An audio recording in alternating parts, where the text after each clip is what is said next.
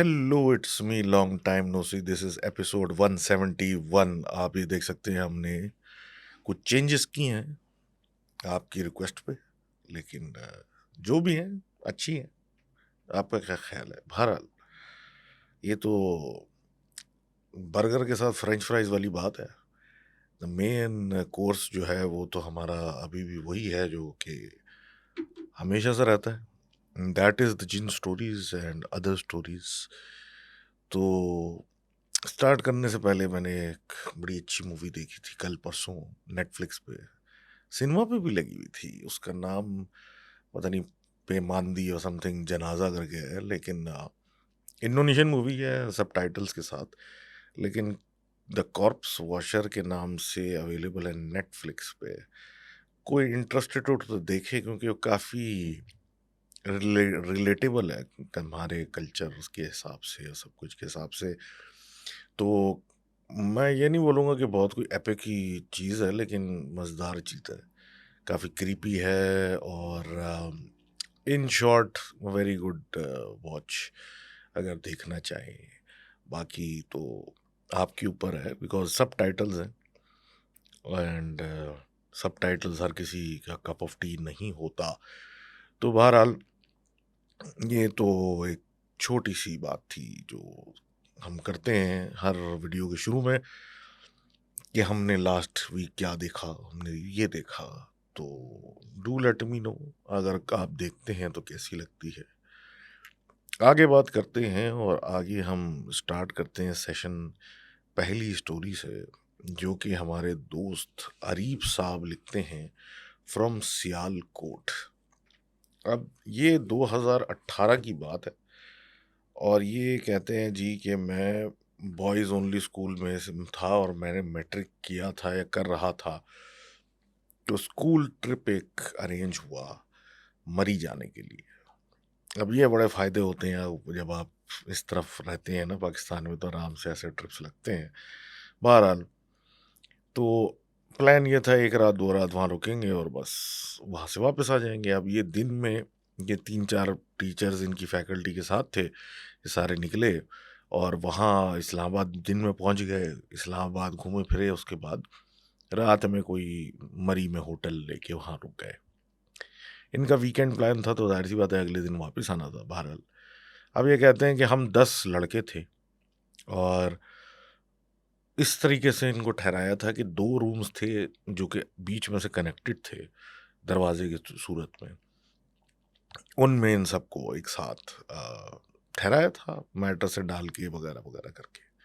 अब जनाब जब 10 लड़कों को आप एक साथ छोड़ देंगे तो क्या होगा?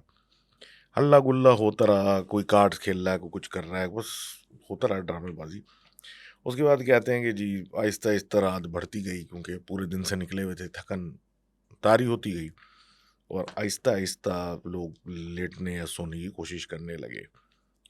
अब ये लोग भी अपने कमरे में आ गए, मैट्रेसों पे लेट गए और आहिस्ता-आहिस्ता जो न जाग रहे थे चंद लोग, इन 10 में से बकौल इनके 6-7 लड़के सो चुके थे।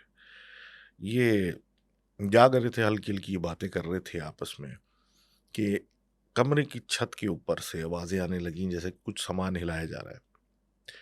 अब बज़ाहिर तो ये कोई इतनी बड़ी बात नहीं थी, लेकिन बात ये है कि इनको पता था कि जहाँ रुके हुए हैं फर्स्ट फ्लोर पे, उस होटल में उसके ऊपर कुछ भी नहीं था, सिर्फ़ एक छत सी थी और वहाँ पे एज़ सच कुछ आते हुए तो नहीं दिखा था।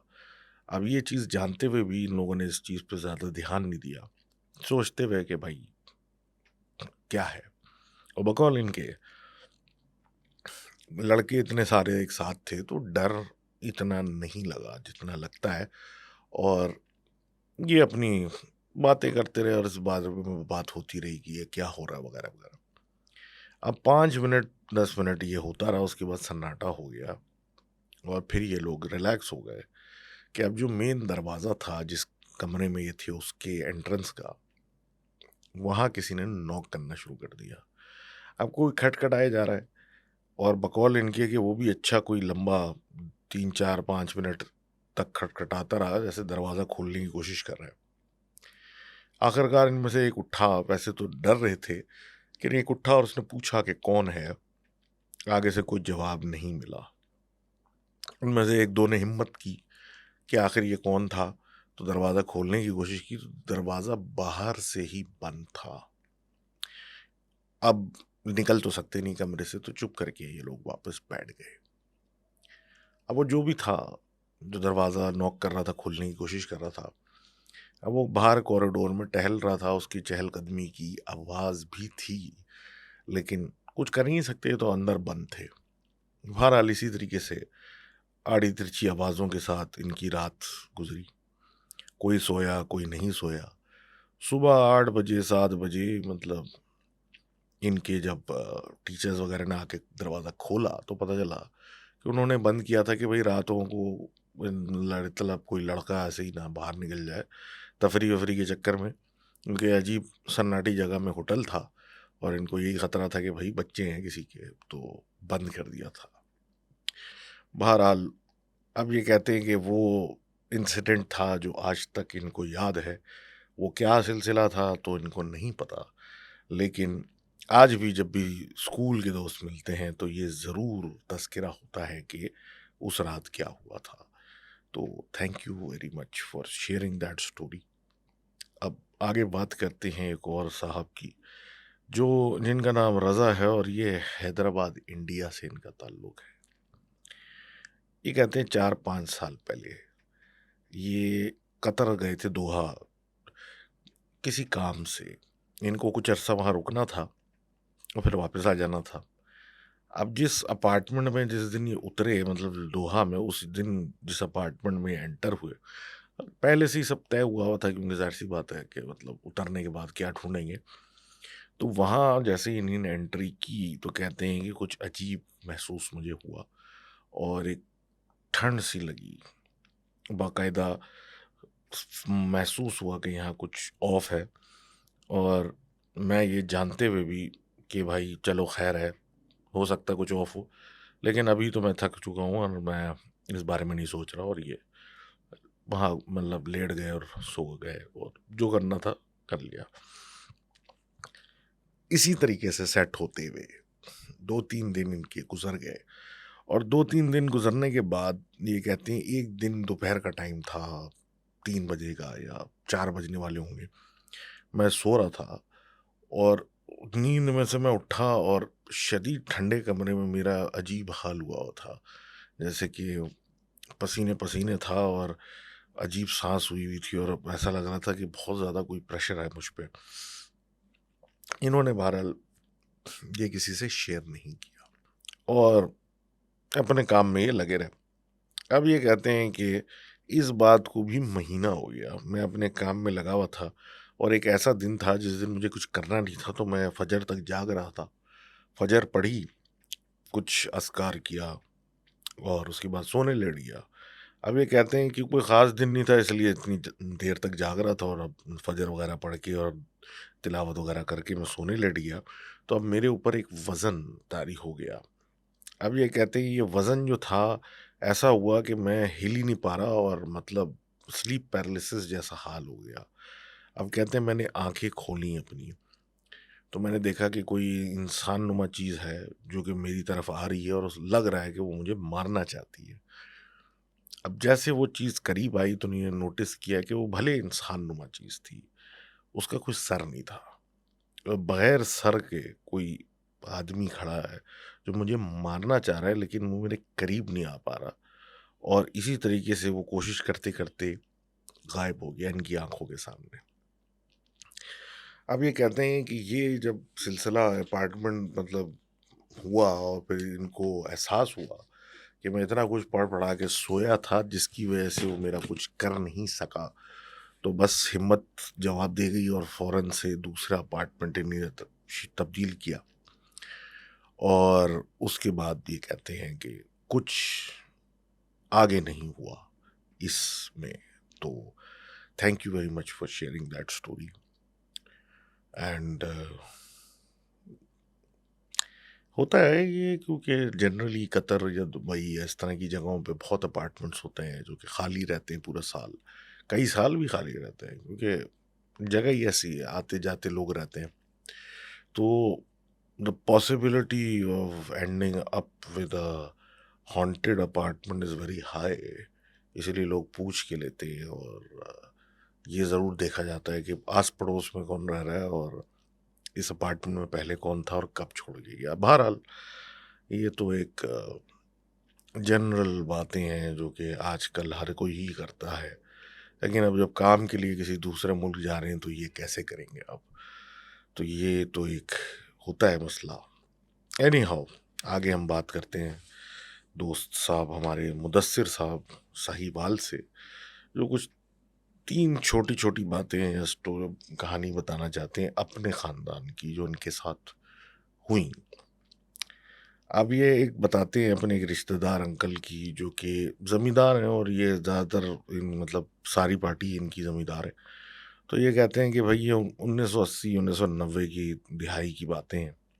ज़मींदार थे, रातों को ज़मीनों में पानी डलता था तो उसकी वजह से अक्सर खेतों का चक्कर लगता था देखने के लिए कि क्या हो रहा है और क्यों हो रहा है, वो सब ठीक हो रहा है कि नहीं। इसी तरह के कहते हैं कि एक दिन ये वहाँ पहुँचे तो खेतों में आवाज़ें आ रही हैं जैसे कि कोई नाच-गाना हो रहा है और लोग गाने गा रहे हैं और नाचा जा रहा है। एक ऐसी महफ़िल लग रही थी जैसे किसी की शादी हो रही है, बहुत खुशी की महफ़िल है। जबकि ये खेत है और ये इनकी अपनी ज़मीन थी। कहते हैं इनको दिखा तो कुछ नहीं, लेकिन ये इतने समझदार थे कि चुपचाप आवाज़ें आते ही वापस पलट गए, क्योंकि इनको पता था कि इस वक़्त इनकी ज़मीनों पे कोई इंसान तो हो नहीं सकता। तो ये एक उन्होंने अपने एक रिश्तेदार का वाक़या बताया। अब दूसरा जो ये बता रहे हैं अपने एक और अंकल का जो कि इंतकाल कर चुके हैं। अब ये कहते हैं बचपन की बातें हैं उनकी, बहुत जोशीले नौजवान थे और जो ज़हन में आ जाता था वो करने के लिए बस पागल हो जाते थे। एक दिन इनके ज़हन में आया कि मुझे जो है वो जिन्नात के बारे में पता करना है और इस तरह की चीज़ों के बारे में पता करना है। तो आगे-पीछे इन्होंने ढूँढना शुरू किया। अब ज़ाहिर-सी बात है, जब ढूँढते हैं तो कुछ न कुछ मिल ही जाता है। एक बाबा जी इनको मिले जो एक कब्रिस्तान में अपनी रिहाइश किए हुए थे, और उनका इन्होंने पीछा ले लिया कि मैं चाहता हूँ कि मैं ये सब कुछ देख सकूँ और कर सकूँ। वो इनको समझाते रहे कि ये हर बंदे के बस की बात नहीं होती, और इस अमल में मतलब ऐसी कोई मतलब ऐसी चीज़ नहीं है जिसके लिए आप इतना यहाँ पे आ रहे हो, घुस रहे हो और इन कामों में घुसते चले जा रहे हो। बहरहाल उन्होंने भी जान नहीं छोड़ी उनकी, और आखिरकार काफ़ी अरसा लगाने के बाद वो बाबा जी मान गए कि ठीक है, जब तुम्हें इतना ही शौक़ है तो फिर मेरे साथ रात में आ जाना, मैं तुम्हें सिखाता हूँ, दिखाता हूँ और सब कुछ करता हूँ। अब ये कहते हैं कि जी रात के आधी रात कह लें कि वक़्त ये पहुँचे वहाँ पे, इनके बाबा जी मौजूद थे। उनके साथ ये कब्रिस्तान में गए। कब्रिस्तान में बैठ के उन बाबा जी ने कुछ करना शुरू किया, और इन्होंने फ़ौरन से बेशतर एक औरत को देखा जो बहुत ही भयानक थी, बहुत ही गंदी-सी थी, और वो इनकी तरफ चल के आने लगी। अब ये बाबा जी को बोलते रहे और बाबा जी इनको यही समझाते रहे कि डरने की ज़रूरत नहीं है, लेकिन ये वहाँ से भाग लिए और फिर उन बाबा जी भी आहिस्ता-आहिस्ता उनके पीछे आए। और वो इनको समझाते रहे कि डरो नहीं, और ये इंतहाई खौफ़ज़दा थे क्योंकि वो औरत इनको दिख रही थी, और वो यही कहते रहे कि मैं हूँ यहाँ, फ़िक्र नहीं करो। लेकिन बहरहाल वो वहाँ से निकल लिए, और उस दिन के बाद से ये भूत जो इनके सर पे सवार था, वो भी उतर गया। अब ये तीसरी बात जो बता रहे हैं, वो कोई 25 से 30 साल पुरानी बात है, और ये इनके ससुर की है। ये कहते हैं जी कि ससुर साहब जो थे, अपनी ज़मीनों में बाइक पे से गुज़र रहे थे, मगरिब के बाद का वक़्त था। तो रास्ते में एक साहब उनको नज़र आए, जो मलंग किस्म के आदमी थे, घूमते-फिरते रहते थे, सब जानते थे, उनके ही गाँव के थे। अब ये कहते हैं कि उनके पास रुक के उनसे कुछ बातें शुरू हुई, तो फिर उन्होंने बोला चलो भई बैठ जाओ बाइक पे, तुम्हें मैं आगे छोड़ देता हूँ। अब ये लोग चलते चले गए और बकौल इनके कि कुछ देर के बाद कुछ ऐसी जगह पहुँचे ज़मीनों के अंदर गाँव में, जहाँ पे कोई शादी जैसा माहौल चल रहा था, लोग जमा थे, सब कुछ था और कहीं-कहीं तंबू भी लगे हुए थे। इनके ससुर साहब हैरानी से देख रहे थे और वो जो मलंग था उसने इनके पास बाइक रुकवाई उसी जगह पे और देखा कि थोड़ी देर में उनकी बाइक रुकवाने के बाद कुछ छोटे से कद के लेकिन नॉर्मल किस्म के लोग आए। उन्होंने इनसे कोई मलंग साहब से बात की। मलंग साहब ने उनसे हाल-अहवाल पूछे और उन्हीं ने बताया कि भई बड़ी खुशी की मौका है, फलाँ-फलाँ कोई शादी है या कुछ सिलसिला है। और इस बात पे मलंग ने बोला कि भई मेरा मतलब मेरी मिठाई, मेरा हिस्सा कहाँ है? मुझे तो कुछ दो। जिस पे वो लोग गए और वापस लेके आए कुछ पतीले में कुछ खाने के लिए चावल वगैरह या कुछ ऐसी ही चीज़ थी। उस मलंग ने एक पोटली में अपने पास वो रख लिए और इनको फिर इशारा किया कि बाइक चलाओ और वो लोग वहाँ से चल दिए। थोड़ा आगे जाके इनके ससुर ने पूछा उस मलंग से कि ये मतलब जो तुमने खाने को लिया है अब बैठते हैं कहीं खाते हैं मतलब अच्छा लग रहा है कुछ मतलब दिखने में तो अच्छा था। फिर मलंग ने बोला तुम समझे नहीं ये लोग कौन थे?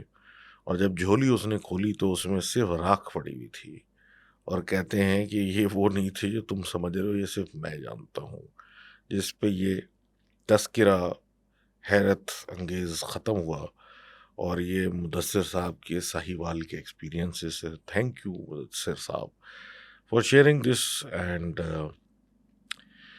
इस तरह की स्टोरियाँ ज़्यादातर आती भी ऐसी जगहों से है जहाँ पे ज़ाहिर-सी बात है ज़मींदार होते हैं, कोई बड़े एरियाज़ होते हैं, देख रहे होते हैं, ढूँढ रहे होते हैं, तो कुछ ना कुछ किसी न किसी को दिख जाता है। लेकिन इस पे हम एक डिटूर लेते हैं और एक बात करते हैं एक और कंट्री की, जिसका नाम फ़िलीपींस है। अब ऑल्दो ये एक डिफरेंट सोर्स से स्टोरी आई है और लिखने वाले ने बताया भी है कि ये बेसिकली फ़िलीपीन में रहते थे और उसके बाद वहाँ से शिफ्ट करके बाहर चले गए थे या कहीं और चले गए थे। तो इस तरह आना-जाना इनका रहता था। अब इस टॉपिक में इनका बड़ा इंटरेस्ट था कि सुपरनैचुरल और फलाँ-फलाँ। तो एक दिन वापसी मतलब आए हुए थे फ़िलीपींस छुट्टी पे, तो उन्होंने अपने एक इनके चचा थे, जो कि शहर से थोड़ा बाहर उनके फार्म थे, वहाँ पे रहते थे। उनके यहाँ अक्सर जाया करते थे क्योंकि वो बचपन में बहुत उनके यहाँ जाया करते थे, बहुत मज़ा आता था इनको। क्योंकि खुली जगह होती थी और फार्म था, ज़ाहिर-सी बात है जानवर भी हैं, मुर्गियाँ वगैरह-वगैरह। तो वहाँ गए उनसे मिलने। अब यही सारी बातें शुरू हुई कि ये मतलब सुपरनैचुरल फलाँ-फलाँ। तो उनके चचा ने उनको सिर्फ़ कुछ बातें याद दिलाई। कहा कि तुम्हें याद है वो रात जिस दिन हम अ, ब्रिज पे से गए थे। अब वो एक ब्रिज जो है शहर के बाहर ही है और अब तो बड़े पुराने हालत में है, लेकिन उस ज़माने में नया-नया था, जबकि ये बात कर रहे हैं और वहाँ लाइटें-वाइटें भी लगाई हुई थी। तो इनको याद नहीं पड़ा। इन्होंने बोला कि मैं कोई 6-8 साल का मुश्किल से होऊँगा, मुझे तो याद नहीं पड़ रहा। जिस पे उनके चचा ने याद दिलाया, जिस तरह हर जगह की अपनी-अपनी एक चीज़ होती है। कहीं पिच्छल पैरियाँ हैं तो कुछ है, तो एक इनके यहाँ भी लेडी इन व्हाइट करके एक तज़किरा होता है। अब ये कह रहे हैं कि उन्होंने तज़किरा करना शुरू किया कि लेडी इन व्हाइट का तुमने नाम सुना होगा और ये सारी लेजेंड सुनी होगी। तो जो मेन फ़र्क है इनकी स्टोरी में और दूसरों में दूसरे एरियाज़ में, वो ये है कि हमारे यहाँ जब कोई चीज़ इस तरह की नज़र आती है तो अगर आपने उसको बिठा लिया, तो वो आपका नुकसान करती है, अदरवाइज़ आप भाग लिए तो भाग लिए। इन लोगों की स्टोरी ये है कि अगर आपको वो चीज़ नज़र आई और उसने आपको इशारा किया, तो आपको रुकना पड़ेगा। अगर आप रुके नहीं, तो आप भाग नहीं पाएँगे। मतलब आप थोड़ा आगे जाएँगे और वो वैसे ही आपके साथ गाड़ी में या कहीं पहुँच जाएगी, वो कुछ ना कुछ कर देगी। जो लोग इज़्ज़त से उसको बिठा देते हैं, वो खुद ही बैठे-बैठे गायब हो जाती है गाड़ी से और वो कुछ नहीं करती, तंग नहीं करती। तो ये कहते हैं कि भाई मैं जो ये सारी बातें जब वो चचा मुझे याद कराने लगे, तो मुझे याद पड़ने लगा कि जब मैं 6-8 साल का था, तो मैं अक्सर इनके यहाँ आया करता था, रात रुका करता था। तो कुछ याद आने मुझे लगा कि कुछ हुआ था एक रात, जिस पे चचा ने बोला कि मैं तुम्हें डिस्क्राइब करता हूँ, शायद तुम्हारी याददाश्त पूरी आ जाए वापस। उन्होंने बोला रात का कोई पहर था, कोई 11 बज रहा होगा, कुछ हो रहा होगा। ये फार्म पे उस वक़्त इनका नया फार्म था। इतने कोई काम करने वाले भी नहीं थे और अकेले ज़्यादातर लगे रहते थे। ये रुकने आए हुए थे अपने चचा के पास और इधर-उधर भागते फिर रहे थे, इनको मज़ा आता था वहाँ पे और घर वाले भी माइंड नहीं करते थे, थोड़ा बहुत हाथ भी बटाते थे उनका। तो इनके चचा को कोई कॉल आई कि उनको कुछ अंडे या कुछ इस तरह की चीज़ों की सप्लाई चाहिए और अभी चाहिए ताकि सुबह कोई ब्रेकफ़ास्ट पे या किसी चीज़ पे कोई बड़ा वो है इवेंट जिसके लिए उनको ये सब चाहिए। अब क्योंकि ये बिल्कुल नया-नया बिज़नेस था, कुछ सब कुछ था, तो इन्होंने कुछ ज़्यादा सोचा नहीं और ये कहते हैं कि टोयोटा की एसयूवी थी कोई पुरानी-सी इनके पास, उसमें चीज़ें लोड करना शुरू की। इन्होंने अपने चचा की मदद की, ये चीज़ें सामान जो मँगाया था, मैं अज़्यूम कर रहा हूँ कि कोई पुरानी वीगो होगी, उसी में सामान लोड हो रहा था और ये फिर केबिन में बैठे और चल चल दिए। ये पहुँचे और सामान डिलीवर किया, इन्होंने उतरवाया, सब कुछ किया। रात हो गई थी क्योंकि दूर था और ब्रिज पार करके जाना था काफ़ी दूसरी जगह किसी और शहर या गाँव। वहाँ पे जल्दी से डिलीवर किया, पैसे लिए, बड़े खुश-खुश वापस आए कि अच्छी सेल हो गई। अब ये कहते हैं कि हम गाड़ी में जा रहे हैं, अंधेरा है, सब कुछ है और मैं छोटा हूँ इतना मुझे ऊपर से नज़र नहीं आ रहा। डैशबोर्ड से मतलब ऊपर से कि गाड़ी की विंडस्क्रीन पे हम किधर हैं। लेकिन इनके चचा ने एक पॉइंट पे गाड़ी रोकी। इनको बोला कि यार पार्टनर तुम पीछे जाके लेट जाओ पिछली सीट पे। अब पहले तो उनको समझ में नहीं आया लेकिन बहरहाल चचा इनके बड़े ठंडे-ठाठ किस्म के आदमी हमेशा ठंडी बात करते हैं। लेकिन वो बड़े सीरियस टोन में इनको कह रहे हैं कि पीछे वाली सीट पे जाके तुम लेट जाओ। अब ये लेट गए, कहने लगे कि चचा मुझे तो नींद भी नहीं आ रही, मैं तो फ्रेश हूँ वगैरह-वगैरह। उन्होंने बोला कोई बात नहीं मैं कह रहा हूँ ना तुम लेट जाओ, आँखें बंद कर लो। बहरहाल चचा के इसरार पे और उन्होंने ये देखा कि चचा ने पीछे से रियर व्यू मिरर इनकी तरफ किया और देखने के लिए कि ये लेटे हुए हैं कि नहीं। तो वो ये लेट गए और इन्होंने आँखें भी बंद कर ली जब देखा कि वो इनको मुस्तकिल देख रहे हैं, तो ये आँखें बंद करके लेट गए। अब कह रहे हैं अब थोड़ी-सी गाड़ी आगे चढ़ी, उसके बाद महसूस हुआ कि किसी ब्रिज पे वो गाड़ी चढ़ी है। अब गाड़ी ब्रिज पे चढ़ गई, तो एक सन्नाटा-सा था और वो गाड़ी चल रही है उसके ऊपर। अब ये आँखें बंद करके लेटे हुए हैं और परेशान हैं कि चाचा को क्या हो गया? पहले तो बड़ा हल्ला-गुल्ला कर रहे थे मेरे साथ, एकदम से इतने संजीदा कैसे हो गए?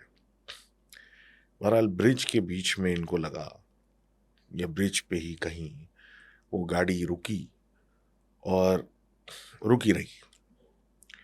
थोड़ी देर में गाड़ी जो है वो चली और इनको महसूस हुआ कि अभी तो कोई नहीं है लेकिन एक ठंडक सी आ रही है, जैसे कि किसी ठंडी चीज़ के बराबर में आप बैठ जाएँ तो एक महसूस होती है वैसी। अब बहरहाल गाड़ी चलती रही, थोड़ी देर में इनको एहसास हुआ कि ये पीछे लेटे हुए ज़रूर हैं लेकिन ये अकेले नहीं हैं, इनके साथ भी कोई बैठा हुआ है। अब ऊँचा-नीचा रास्ता था ब्रिज पे से उतरते हुए और जब उतरे तो झटका-वटका भी लगा। उसकी वजह से ये थोड़ा सीट पे ऊपर-नीचे हुए तो इन्हें महसूस हुआ कि कोई बैठा हुआ है पीछे की सीट पे, जो गीला हो रहा है। अब ये टच हुए हल्के से और महसूस हुआ कि कोई बंदा या बंदी बैठी हुई है जो गीली हो रही है। इन्होंने अपनी आँखें बंद रही रखी और चचा जो इनके आगे बैठे हुए थे वो एक गाना गा रहे थे जो अक्सर बच्चों को सुनाया जाता था सुलाने के लिए। हैरत की बात थी लेकिन बहरहाल इन्हें आँखें नहीं खोली। अभी चलते रहे, गाड़ी चलती रही, 1-2 और झटके लगे। जब झटके लगे तो वो उस शख्स के करीब जाके थोड़ा-सा टकराए, तो गीला-गीला महसूस हुआ और खुद से मतलब ऑटोमैटिकली इनकी आँख खुली तो इन्हीं ने देखा कि कोई खातून बैठी हुई है जो पूरी गीली है, सफ़ेद कपड़ों में। उनके काले-काले बाल जो हैं वो लटक रहे हैं जो और वो बाहर की तरफ देख रही हैं। बहरहाल ये देख के और वो कहानियाँ पुरानी इनको याद थीं जो वो बचपन से ही सुनते आ रहे थे। सफ़ेद कपड़ों में एक औरत नज़र आती है। इन्होंने अपनी आँखें बंद कर लीं। जैसे-तैसे करके रास्ता कटता रहा और वो चचा वो गाना जो थे वो बच्चों को सुनाने के लिए वाला गाते रहे और रास्ता चलता रहा। अब ये कहते हैं कि एक पॉइंट आया जहाँ पे महसूस होने लगा कि अब घर करीब है और ये जो भी बैठा है, गाड़ी चल रही है और एक पॉइंट आया जहाँ पे घर की तरफ मुड़ते हैं तो फिर फार्म की तरफ जा रहे हैं तो स्लो करनी पड़ती है गाड़ी। तो वहाँ पे मुड़ने लगे तो इनके कान के पास उस औरत ने या जो भी बैठी थी करीब आई, उसकी तरफ से उसके जिस्म से ठंड सी महसूस हो रही थी और गीलापन महसूस हो रहा था। उसने इनके कान में कुछ बोला और एकदम से जो वो ठंडक, वो जो वहशत थी वो गायब हो गई। अब ये घर चले गए और उसके बाद चचा ने इनको उठाया और अंदर ले गए और फिर अंदर आके बोला कि आँखें खोल लो वगैरह-वगैरह। अब ये स्टोरी सुनने के बाद के रोंगटे खड़े हो गए और ये तो परेशान हो गए कि ये चीज़ तो मैं भूल चुका था क्योंकि इतने अरसे से फ़िलीपींस से बाहर रह रहा था, मुझे तो ये याद ही नहीं था। और फिर जब ये तज़किरा पूरा उन्होंने सुनाया, मम्मी ने सुना और फिर आगे चचा से बात की, तो उसने उस वक़्त तो बकौल इनके कि वो डर इतना गए थे कि उनको समझ में ही नहीं आया कि उस औरत ने इनके कान में क्या कहा था। लेकिन ये कहते हैं कि जब अब जाके जब चचा ने ये चीज़ दोहराई और सब कुछ मुझे याद आया, तो उसने इनकी लोकल तगालो ज़बान में बोला था, "मारिंग मारामिंग सलामत" यानी थैंक यू वेरी मच। तो thank you for the story. और आगे इनकी अम्मा की भी स्टोरी है, जिसमें वो बताते हैं कि यही सब तज़किरे हो रहे थे एक दफ़ा, जब ये वापस आए हुए थे, तो इनकी वालिदा बड़ी खामोशी से सुन रही थी। अब ये कहते हैं कि बात करते-करते इन्होंने अपनी वालिदा से ऐसे ही पूछ लिया कि भैया आप क्यों इतना खामोश हैं? जिस पर उन्होंने कहा कि इस जगह पे जहाँ हम रहते हैं वहाँ पे हर किसी के साथ कुछ ना कुछ होता है और कल्चरल पार्ट है इनके यहाँ मुल्क में, तो कोई नई बात नहीं है। जिस पे इन्होंने उनसे पूछा कि आपके साथ क्या कुछ हुआ है कभी? इनकी वालिदा ने बोला हाँ। तो फिर एक तजस्सुस हुआ कि आप बताएँ फिर क्या हुआ? तो ये कहती हैं कि जब वो पढ़ने मतलब डिग्री करना चाह रही थी, कुछ करना चाह रही थी, तो नर्सिंग स्कूल में या नर्सिंग कॉलेज में इन्होंने एडमिशन लिया और वहाँ पढ़ना शुरू किया। तो ये नर्सिंग कॉलेज था बेसिकली एक पुरानी इमारत थी, जो वर्ल्ड वॉर 2 के ज़माने से इस्तेमाल हो रही थी और ये बेसिकली एक हॉस्पिटल था, जो कि वर्ल्ड वॉर 2 में इस्तेमाल हुआ और काफ़ी कदीमी जगह थी, पुरानी जगह थी और यहाँ पे अब ये सब हो रहा था, मतलब यूनिवर्सिटी या कॉलेज की तरह इस्तेमाल हो रहा था, लेकिन इसकी बड़ी हिस्ट्री थी। ये एक हॉस्पिटल के तौर पे वर्ल्ड वॉर 2 में इस्तेमाल हुआ था, उसके बाद एक ऑर्फनेज भी रह चुका था और यतीमखाना कह लें, और उसके बाद ये इसमें कन्वर्ट हुआ था कई मतलब दहाइयाँ गुज़रने के बाद। अब इनका जब एडमिशन हुआ तो इनको तो किसी बात पे यकीन नहीं होता था, लड़कियाँ बताती थी ऐसा है, वैसा है। कोई कहता था कि भाई आवाज़ें आती हैं यहाँ पे चलते-फिरते, ऐसा लग रहा है लोग बातें कर रहे हैं। और इसी तरीके से लोग अपनी अलग-अलग कहानियाँ बताते थे। एक कहानी ये भी थी कि भाई अगर आप दीवारों से कान लगा के रखें, तो छोटे बच्चों की बातों की आवाज़ें भी आती हैं यहाँ। बहरहाल ये भी सुन लिया नी ने और कहा कि बस किसी की इमारत ऐसी खौफनाक और पुरानी है तो सोच आ सकती है, कोई किसी ख्वाब में ख्याल में ये बात आ सकती है कि ऐसा भी हो सकता है, लेकिन उनको इस बात पे एतबार नहीं था। बहरहाल और वक्त गुजरता गया, इनकी एक शेयरिंग पे, वो ज़ाहिर सी बात है, हॉस्टल जो था उस बिल्डिंग में था अटैच, तो उसमें कुछ लड़कियों के साथ ये रह रही थी। अब ये कहती हैं ये सारी बातें ये सुनती थी, ये सब कुछ होता था। एक दिन रात के अंधेरे में बहुत ज़्यादा खुसर-पुसर की आवाज़, जैसे कोई छोटी चीज़ें आगे पीछे हो रही हैं, सामान हिल रहा है, हो रहा था और उन सब लड़कियों ने फिर लाइट ऑन करके देखा भी, लेकिन वहाँ कुछ नहीं था। तो ये लोग सो गए और जब सुबह दिन में उठे तो इन्होंने देखा कि कमरे की छत पे छोटे बच्चों के पैर बने हुए हैं, जैसे कोई छोटा बच्चा गंदे पैर के साथ कमरे में घूम रहा था और वो छत तक चला गया और उसके पैरों के निशान वहाँ मौजूद हैं। लड़कियां तो डर गईं, लेकिन इनको लगा शायद कि कोई फ्रेंड इनकी इनको डराने की कोशिश कर रही है, कुछ ड्रामेबाजी हुई है, तो बहरहाल इग्नोर कर दिया। सब लोग जो थे अब ऐसे हो गए कि अब साथ साथ घूमना फिरना शुरू कर दिया, अकेले अब कोई नहीं जाता था। अब एक हॉस्टल में रहते हुए सबसे बड़ा प्रॉब्लम क्या होता है कि भाई वॉशरूम्स शेयर्ड होते हैं और इनके कमरों का नहीं था, कम्युनिटी वॉशरूम्स एंड शेयरिंग थी। तो नहाने के लिए सारी आवाम साथ जाती थी, बारी बारियां लगा के, लाइनें लगा के। अब इनकी वालदा ने कुछ अरसे से काम शुरू किया था कि थोड़ा जल्दी उड़ जाती थी और अकेले जाके चली आती थी, तो कोई उस टाइम पे वहाँ नहीं जाता था, क्योंकि सबको डर लगा हुआ था और इन बातों से जो सुनने में आती हैं, कि आवाज़ें आती हैं, ये सब होता है। तो ये सुबह जल्दी जाना शुरू हो गई थी। उसमें ये होता था जब तक बाकी वहाँ मारी होती थी, ये फारिग होके आ चुकी होती थी और थोड़ा जल्दी टाइम होता था, मतलब थोड़ा अंधेरा होता था, क्योंकि सुबह सवेरे लग जाता था सब। लेकिन इनका एडवांटेज ये होता था कि अपनी मर्ज़ी से आराम से साफ-सुथरे वॉशरूम में, ना कोई लाइन, ना कोई जल्दी, आराम से होके आ जाती थी। इसी तरह एक दिन ये वहाँ गईं, वो कॉरिडोर थोड़ा दूर था इनके हॉस्टल रूम से, तो वहाँ जाके ये अपना काम-शाम करके नहा धो के बाहर निकली। और यही सोचती भी आ रही थी कि लोग कितना बेवकूफ़ हैं और डरते हैं और क्या-क्या करते हैं। अब वॉशरूम से निकली और चलने लगीं, तो बकौल इनके कि वो वॉशरूम जो था, वो जगह जो थी, वो ज़ाहिर-सी बात है पुरानी इमारत है और वहाँ लाइट भी कम थी, इलेक्ट्रिकल फिक्सचर्स भी कोई ख़ास रिपेयर नहीं हुए हुए थे, बहुत कम रोशनी थी और धूप निकली नहीं थी सही से, तो अंधेरा था। अब ये कहती हैं कि ये चलती जा रही हैं और सन्नाटा है, तो थोड़ी देर बाद किसी वजह से ये मुड़ी।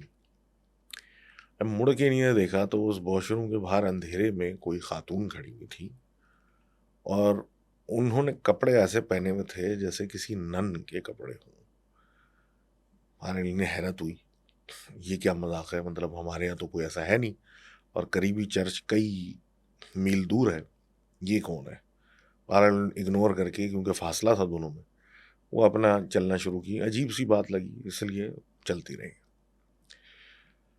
पूरे हॉल में इनके कदमों के अलावा कोई आवाज़ ही नहीं थी और ये आराम से चलती रहीं।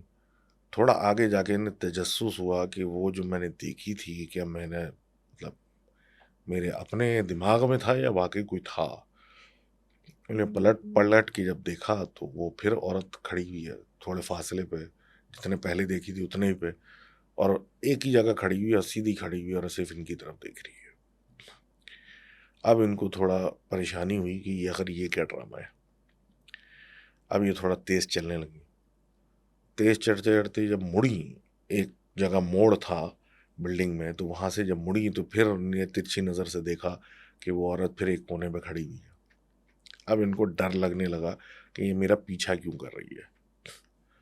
अब ये तेज़-तेज़ करते-करते अपने कमरे के दरवाज़े पे पहुँची, जो कि बंद था, और उसमें चाबी डाल के खोलने लगी। तो पीछे पलट के देखा कि वो कहाँ है, तो वो वहाँ नहीं थी। अब थोड़ा इन्हें ठंडा सांस लिया कि जान छूटी, वो जो भी थी, और ताला खोलने लगी आराम से, और जैसे ही ताला खोला और दरवाज़ा खोला, तो अंदर से एक छोटा सा बच्चा तेज स्पीड से भागता हुआ बाहर निकला। ये हड़बड़ा गई और पीछे पलट के देखा तो वो बच्चा भागता चला गया, और आहिस्ता आहिस्ता करके वो औरत जो थी वो उस बच्चे के पीछे पीछे चली गई। ये अपने कमरे में गई, बैठी, हक्का बक्का, बाकी लोग उठने लगे तो उनसे बात की। तस्करे से पता चला, इससे पहले इनको नहीं पता था कि जब ये जगह यतीम खाना होती थी तो यहाँ एक दफ़ा आग लग गई थी जिसमें कई बच्चे सोते हुए मर गए थे, और इनको देखभाल करने वाले भी मर गए थे। उसके बाद ये जगह फिर बंद हो गई थी, और फिर ये कुछ अरसे के बाद नर्सिंग हॉस्पिटल या नर्सिंग स्कूल बन गया था। तो thank you very much for sharing the stories from Philippines, and उम्मीद है कि फिलिपिनो स्टोरीज आती रहेंगी, क्योंकि ये तो बड़ा इंटरेस्टिंग इनका कल्चरल हिसाब किताब लग रहा है। बहरहाल अब आगे देखते हैं। अगली स्टोरी जो आ रही है हमारे दोस्त इर्तिज़ा अली की आ रही है, जो कि हमारे सिंध में रहते हैं, लेकिन ये नौकरी की वजह से इस्लामाबाद में रहते हैं। अब ये बता रहे हैं कि इस्लामाबाद में इनके साथ कुछ चीज़ें हुई।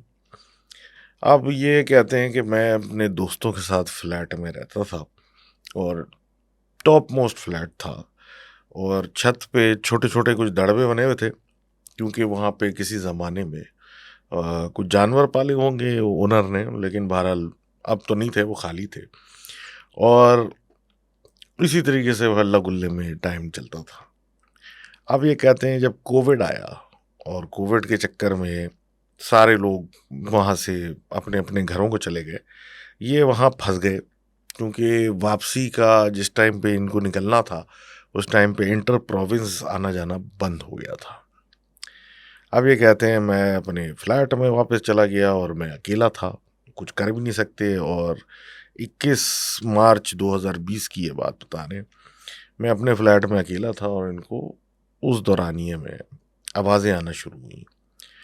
अब पहले आवाज़ आती थी जैसे छत के ऊपर कोई टहल रहा है, घूम रहा है, फिर रहा है, लेकिन मैं, ये कहते हैं कि मैं ज़्यादा ध्यान नहीं देता था, क्योंकि जाहिर सी बात है अकेला रह रहा हूँ, ये सब चीज़ें सुनने बैठ जाऊँगा तो फिर क्या होगा।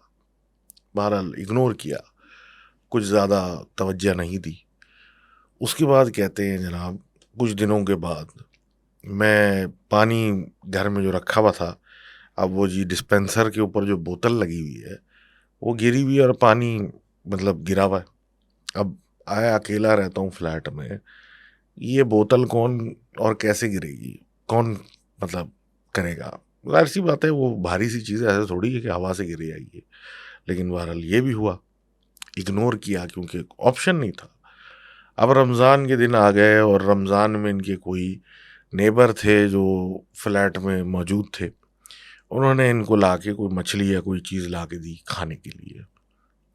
अब ये मछली पसंद नहीं करते, और वीकेंड के लिए या कुछ दिनों के लिए एक साहब जो कि इनके फ्लैटमेट थे वो आके रुके, वीकडेज के लिए एक्चुअली कुछ, और वीकेंड को वापस चले गए। अब ये कहते हैं मैं मछली पसंद नहीं करता था, तो मैंने उसको बोला कि तुम खा लो। अब उसने भी थोड़ी सी खाई, और उसके बाद बची हुई मछली एक प्लेट में डाल के किचन में छोड़ दी। ये कहते हैं अगले दिन जब मैं उठा और सफाइयाँ कर रहा था, तो मैं देखता हूँ कि जो उसने छोड़ी थी उससे काफ़ी ज़्यादा मछली अब गायब हुई हुई है, और बाकायदा उसके कुछ हड्डियाँ गायब हैं। अब ये समझ से बाहर, क्योंकि ज़ाहिर-सी बात है रमज़ान भी चल रहा, तो कौन खा लेगा भाई ऑफ आवर्स में, लेकिन इसका कोई सवाल ही नहीं कि कैसे क्यों। बहरहाल अगस्त 2020 आया, और इन्होंने इस फ्लैट को छोड़ दिया। ये इनका अपना था, तो इसको रेंट पे चढ़ा के खुद कहीं और चले गए। अब कहते हैं आगे बकरा ईद का ज़माना आया, और उससे एक दिन पहले ये एक जगह शिफ्ट कर रहे थे, और उधर एक कमरा था जो कि बड़ा अजीब सा था, क्योंकि उसकी खिड़की एक करीबी दरख्त की शाखों से कवर थी और वो बिल्कुल अंधेरा कमरा था। अब ये जब वो जगह उन्होंने देखी तो उन्होंने फ़ौरन अपने मोबाइल पे दीगर सूरा वग़ैरह चला दिए, ताकि मतलब खाली जगह पड़ी हुई है ये काफ़ी अरसे से, तो एक खौफ़नाक माहौल था वहाँ। तो वो उन्होंने चला दिया और 4 बजे के करीब ये कहते हैं, जब मैं वहाँ अपनी चीज़ें उठा-उठा के अंदर रख रहा था, तो मुझे किसी औरत के हँसने की और कहके लगाने की आवाज़ें आना शुरू हुई। अब मैं पहले तो इधर-उधर देखता रहा, क्योंकि ये कहते हैं मैं अकेला था वहाँ और मैंने ज़्यादा ध्यान नहीं दिया, मैंने कहा इधर-उधर कहीं से आवाज़ गूंजती भी आ गई होगी। लेकिन फिर एक और दफ़ा आवाज़ आई, इसी तरह सामान रखते हुए। तो मैं सब कह रहे हैं कि मैं सब छोड़-छाड़ के फ्लैट से बाहर चला गया और बाहर से मैंने अंदर की तरफ सुनना मतलब शुरू किया, कान लगाया कि आखिर अंदर कहीं से कोई आवाज़ आ रही है इस खाली अपार्टमेंट में से। तो इनको फिर वो आवाज़ आई कि कोई खातून हँस रही हैं, बड़ी धीमी सी आवाज़ में। अब ये उतर के गए, गार्ड्स-वार्ड्स को बुलाया, वो अंदर आए, सब कुछ चेक किया, लेकिन अंदर कुछ नहीं मिला।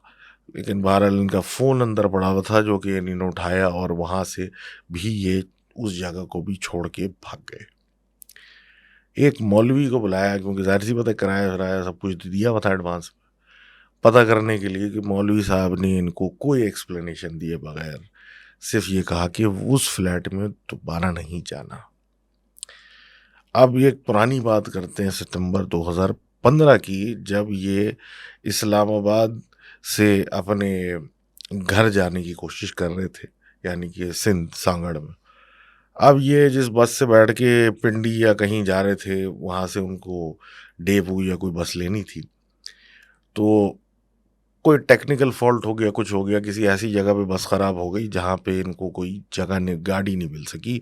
और जब ये डेवू के अड्डे पे पहुँचे तो रात का 1 बज रहा था और उनको जहाँ जाना था वो जाने वाली बस निकल चुकी थी। दूसरी जो प्राइवेट गाड़ियाँ या जो जाने वाली थीं, वो पैसे बहुत ज़्यादा चार्ज कर रही थी। इन्होंने सोचा कि भाई इससे बेहतर मैं अगले दिन आ जाऊँ और फिर चला जाऊँ, तो ये वापस चले गए अपने हॉस्टल। अब ये कहते हैं मैं बस से गया था, तो हॉस्टल से तकरीबन 1 किलोमीटर दूर मुझे उतार दिया और फिर मैं वहाँ से हॉस्टल की तरफ रवाना हुआ और ये बात कुछ रात के 2 बजे की है। इस्लामाबाद में जहाँ ये थे, और इस्लामाबाद में वैसे भी बहुत दरख्त हैं और बुशेज़ वगैरह, बड़ी हरियाली है। अब ये कहते हैं मैं अपने हॉस्टल के पास पहुँचा हूँ, तो मुझे ऐसा महसूस होने लगा कि मैं अकेला नहीं हूँ और कोई आवाज़ें आने लगी मुझे, जिसकी वजह से मैंने अपने दोस्त को फ़ोन करना शुरू किया कि जल्दी बाहर आ। अब वो बाहर आया, ये अंदर गए और उन्होंने उसको बोला कि मुझे लग रहा है मुझे कुछ फ़ॉलो कर रहा है, लेकिन बहरहाल कोई ज़्यादा बातचीत इस पे नहीं हुई और अंदर चले गए।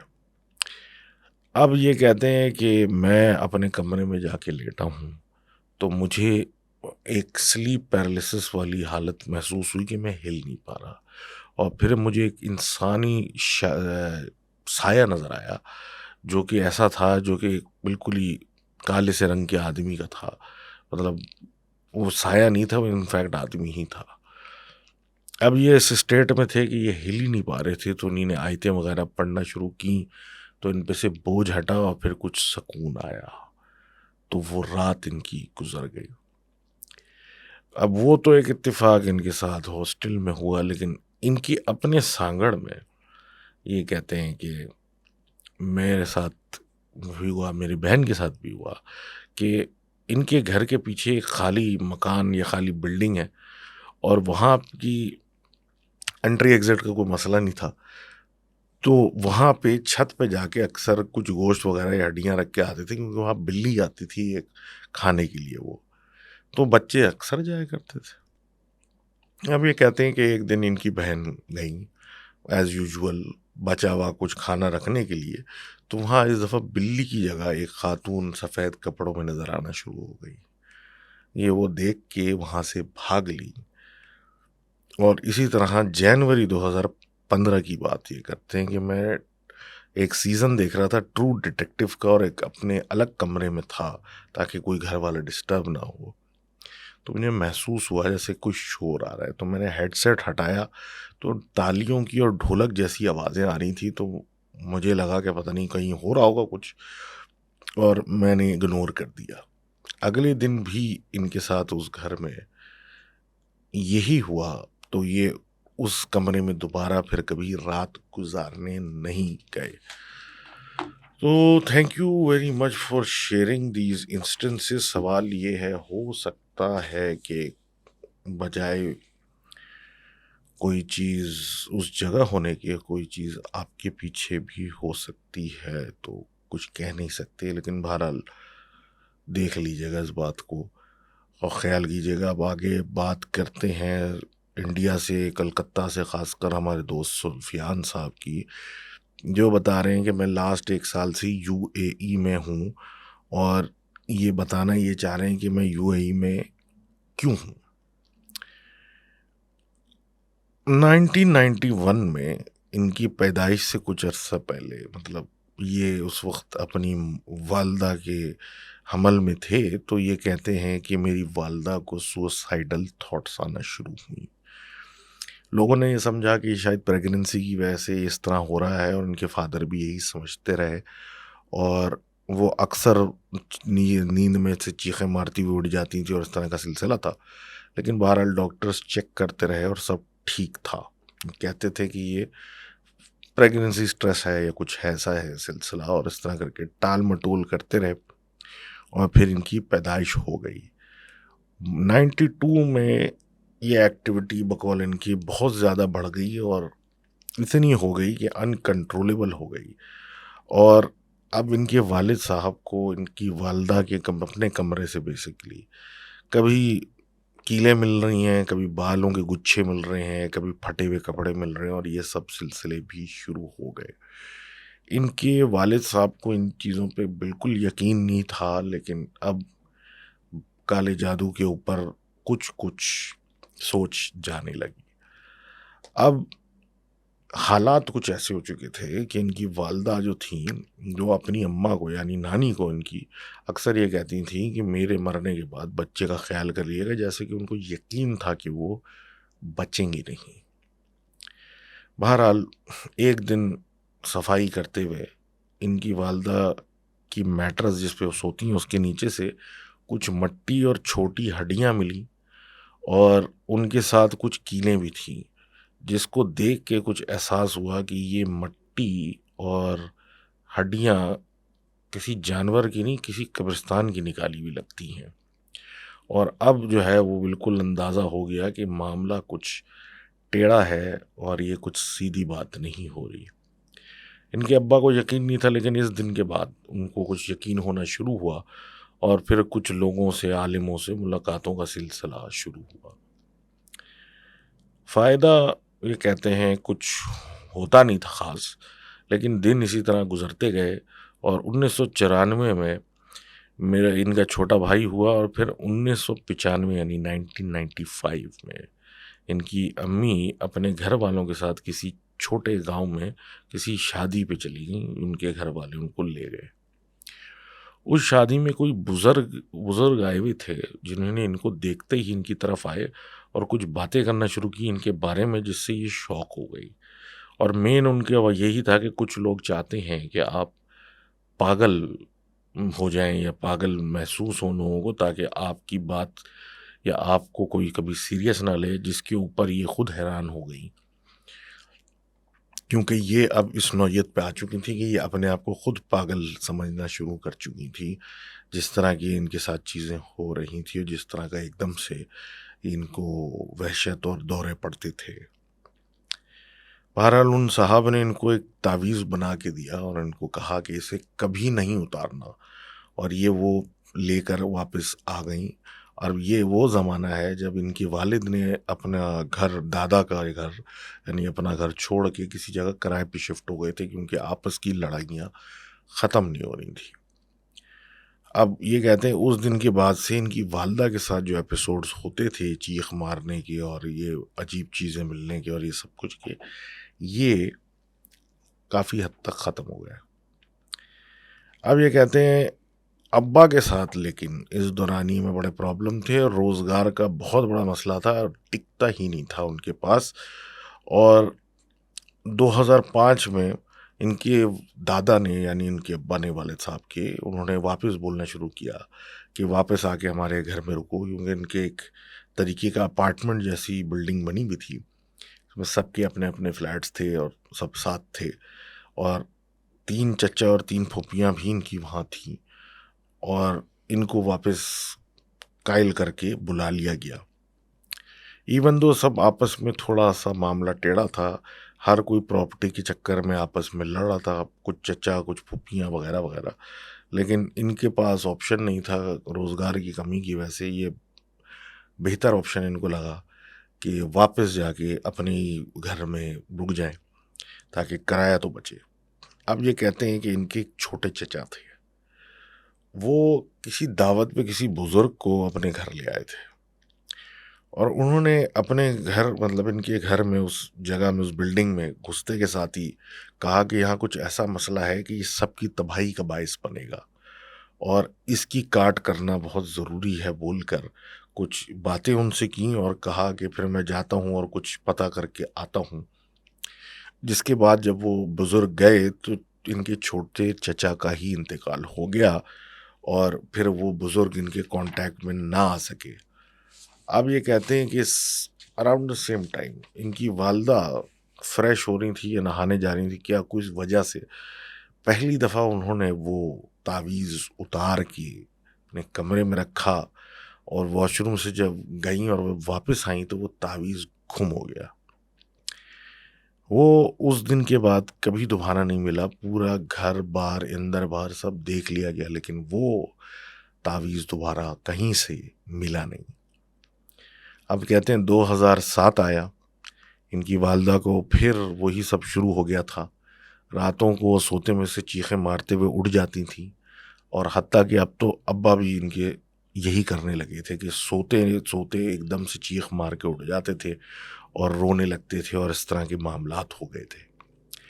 नींदें हराम हो चुकी थी इस घर में और इनके जो छोटे भाई थे, वो कहते हैं अब उसने भी यही करना शुरू कर दिया था। वो सोते इनके साथ थे अलग कमरे में, लेकिन वो भी रात में 3 बजे उड़ जाता था और इन पे चिमट जाता था या इनके सीने पे बैठ जाता था। इस तरह का एक सिलसिला शुरू हो चुका था। 3-4 इंसिडेंट के बाद इन्होंने टाइम नोटिस किया, 3 बजे रात को ये रोज़ होता था और अब ये 3 बजे तक जाग ही रहे होते थे, उसके बाद ही सोते थे, क्योंकि सोने का कोई फ़ायदा नहीं होता था। शोर-शराबे, रोने-गाने से सब उठ जाते थे। अब बड़े-बड़े आलिमों को बुलाया गया, लेकिन कुछ ख़ास हो नहीं पाया और इन्हीं दिनों में ऐसा होता था कि इनके घर के बाहर कभी कोई सिंदूर का एक सर्कल बना के चला जाता था, कभी कोई जलता हुआ कोई लोबान फेंक के चला जाता था, कोई इस तरह का कुछ ना कुछ होता रहता था। फाइनेंशियली इन लोगों की हालात बहुत ख़राब हो चुके थे। स्कूल की फ़ीस बहुत मुश्किल से दी जा रही थी और उधारी के अलावा कुछ बच नहीं रहा था। इनका हाल ये था कि ये 10वीं क्लास के बाद, ये 10वीं में थे, ये ट्यूशन पढ़ाने जाते थे और उसके बाद कॉल सेंटर में भी नौकरी करना शुरू हो चुके थे। इनके अब्बा के पास भी काम कभी आता था, कभी नहीं आता था और इसी तरह के सही चल रहा था।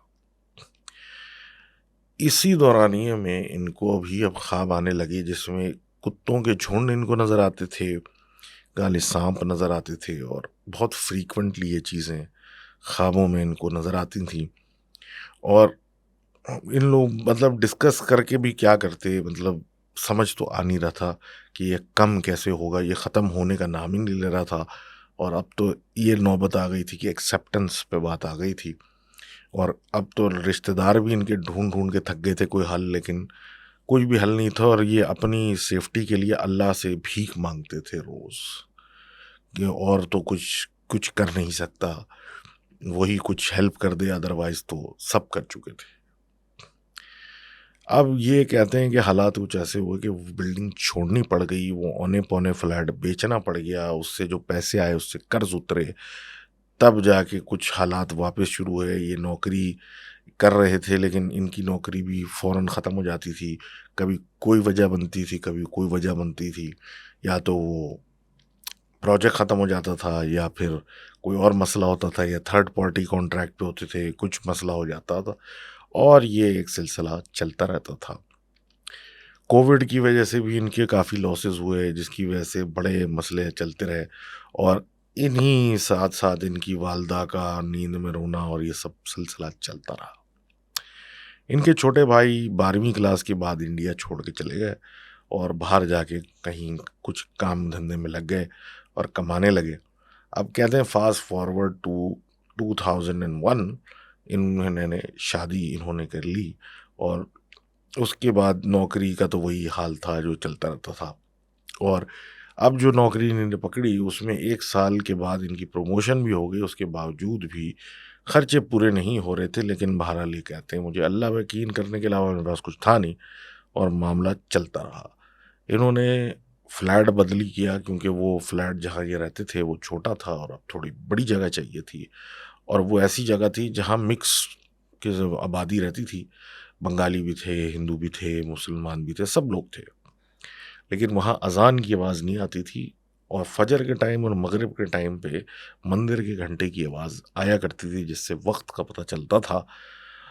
अब ये कहते हैं कि मैं पाबंद नहीं था नमाज का, लेकिन मेरी अम्मा और मेरे अब्बा हर वक्त की नमाज वक्त के साथ पढ़ने वाले लोग थे, और ये मुस्तकिल मतलब नमाज़ों में थे। लेकिन उनको अब रोज़ इनकी वालदा को 3 बजे सफ़ेद और काले सांप दिखने लगे थे अपने कमरे में, और अपने कमरे में बिल्लियां नज़र आने लगी थी, और इनके वालिद का भी यही हाल था कि नींद में और हकीकत में कोई फ़र्क नहीं रहा था, और समझ नहीं आता था कि इनको क्या हो रहा है। और बात ये थी कि इनकी जो मैट्रेस थी उसपे मुस्तकिल किसी की आहट महसूस होती थी, जैसे कि कोई वहाँ है, और फ्रीक्वेंटली बिल्ली खिड़की पे बैठी इनको देखती भी पाई जाती थी।